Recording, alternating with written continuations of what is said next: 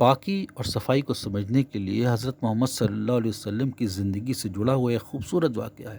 آپ کا گزر ایک مرتبہ ایک باغ سے ہوا جہاں دو قبریں تھیں، وہاں پر آپ ٹھہر گئے، آپ کا چہرہ مبارک غمگین ہو گیا۔ ساتھیوں نے پوچھا اللہ کے نبی صلی اللہ علیہ وسلم ایسی کیا بات ہے؟ آپ نے فرمایا دو ٹہنی لے آؤ۔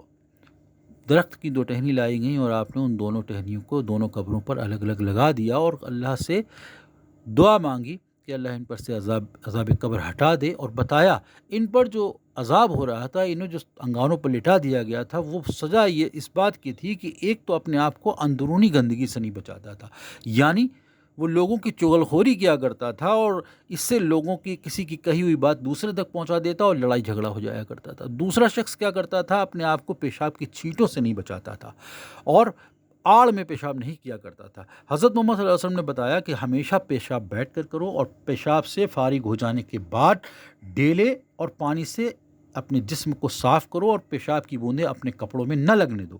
اس عمل کو استنجا کرنا کہتے ہیں، لیکن چاہے وہ جانور کے جسم سے نکلی ہوئی گندگی ہو یا ہمارے جسم سے نکلی ہوئی گندگی ہو، وہ ناپاک ہے۔